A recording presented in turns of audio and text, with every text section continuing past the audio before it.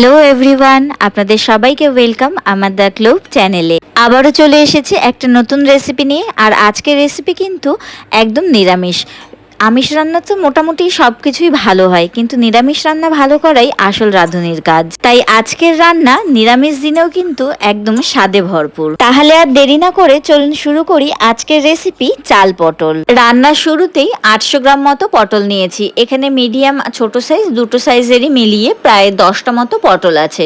এবারে আমি পটলগুলোকে এইভাবে কেটে নিচ্ছি। আপনারা চাইলে এর গাটা একটু আঁচিয়েও নিতে পারেন, বা আমি এখানে অল্প অল্প খোসা রেখে এটাকে কেটে নিয়েছি। চাল পটল মূলত গ্রামীণ বাংলার তৈরি এক সরল কিন্তু বুদ্ধিদীপ্ত রেসিপি।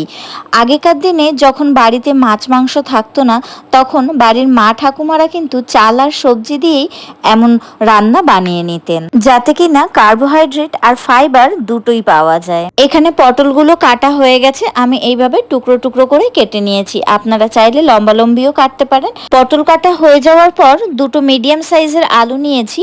তারপর এটাকে টুকরো টুকরো করে কেটে নেব।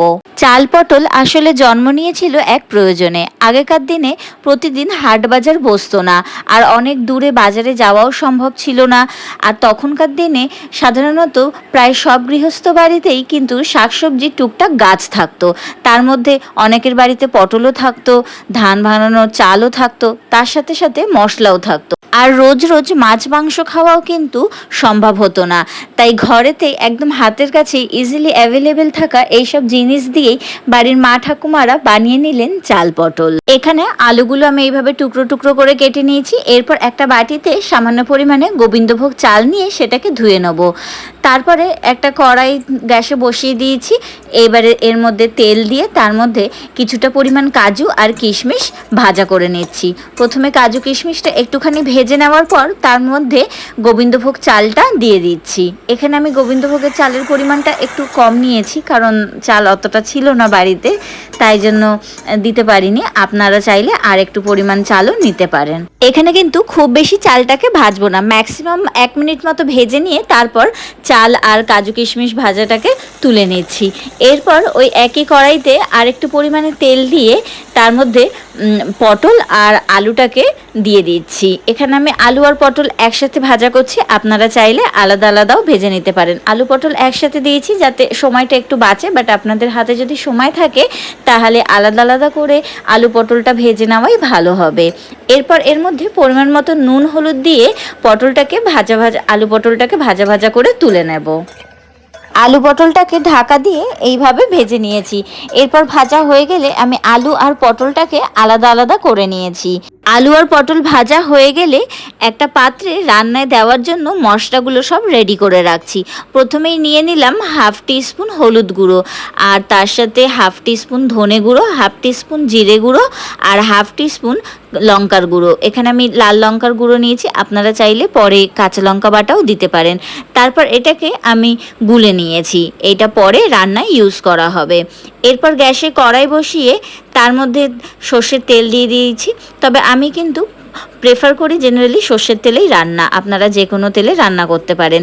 তেলটা একটু গরম হয়ে গেলে তার মধ্যে জিরে ফোড়ন দিয়ে দিয়েছি, আর তার সাথে দিয়ে দিচ্ছি গোটা গরম মশলা, যার মধ্যে আছে এলাচ, লবঙ্গ আর দারচিনি। তারপর এর মধ্যে একটা গোটা শুকনো লঙ্কা দিয়ে দিচ্ছি।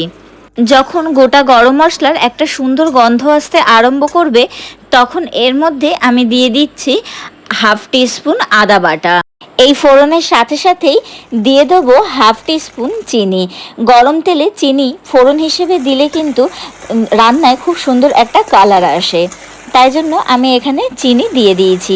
তারপর একটুখানি খুন্তি দিয়ে নাড়িয়ে চাড়িয়ে নিয়ে এর মধ্যে একটা টমেটো দিয়ে দিয়েছি। আর টমেটোটা যাতে ভালোভাবে গলে যায় তাই তার মধ্যে পরিমাণ মতো নুন দিয়ে দিয়েছি। এরপর আবার কিছুক্ষণ কষিয়ে নেব।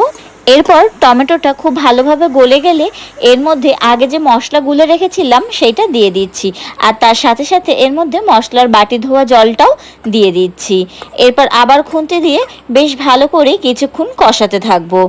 আর কষানোর সময় এর মধ্যে আমি 1 টিস্পুন মতো কাশ্মীরি লঙ্কার গুঁড়ো ছড়িয়ে দিয়েছি। এটা অপশনাল, আপনারা চাইলে এটাকে স্কিপও করতে পারেন। এরপর যখন মশলাটা শুকিয়ে এসছে তখন এর মধ্যে একটুখানি জল দিয়ে দিচ্ছি, যাতে মশলাটা পোড়া না লেগে যায়। মশলাটা খুব ভালোভাবে কষানো হয়ে গেলে এর মধ্যে আগে যে ভেজে তুলে রেখেছিলাম আলু, সেগুলো দিয়ে দিচ্ছি। এখন শুরুতে আলুই দেবো, তাই জন্যই আমি প্রথমেই আলু আর পটল ভাজাটাকে আলাদা আলাদা করে রেখেছিলাম, কারণ আলুটা সিদ্ধ হতে একটু সময় লাগবে। তাই আলুটা আগে দিয়ে মশলার সাথে ভালো করে কষিয়ে নেব। এইভাবে আলুটাকে ঢাকা দিয়ে দিয়ে কষিয়ে নেব, যাতে আলুটা মোটামুটি সিদ্ধ হয়ে যায়। এরপর 5 মিনিট পর ঢাকাটা তুলে আবার কিছুক্ষণ খুন্তি দিয়ে নাড়িয়ে নেব। আলু এখানে কষানো হয়ে গেছে, তারপর এর মধ্যে পরিমাণ মতো জল দিয়ে দেবো। তবে এখানে জলের পরিমাণটা সামান্য একটু বেশি দেবো, কারণ চাল কিন্তু এর গ্রেভিটা অনেকটা টেনে নেবে, তাই জন্য জলের পরিমাণটা একটুখানি বেশি দেবেন। চাল দিয়ে পটলের এই রেসিপি রান্না করার ফলে গ্রেভিটা কিন্তু অনেকটা ঘন হয়ে যায়, কারণ এর গ্রেভিটা চাল অনেকটাই টেনে নেয়। আর পটলের নরম টেক্সচার খাবারটাকে কিন্তু আরও টেস্টি করে তোলে। জল দেওয়া হয়ে গেলে এর মধ্যে আগে যে ভেজে তুলে রেখেছিলাম গোবিন্দভোগ চাল আর কাজু কিশমিশ, সেইটাকে এর মধ্যে দিয়ে দিচ্ছি। তারপর কিছুক্ষণের জন্য ঢাকা দিয়ে রেখে দেবো।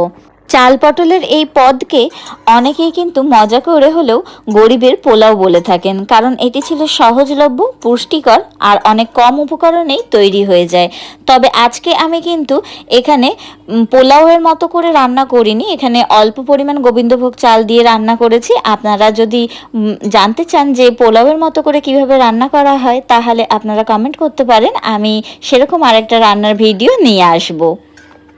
এবার আলুটাকে একটুখানি নাড়িয়ে চাড়িয়ে নিয়ে একবার দেখে নেব যে আলুটা সিদ্ধ হয়েছে কিনা। তারপর দেখে নিয়েছি যে আলুটা মোটামুটি সিদ্ধ হয়ে গেছে।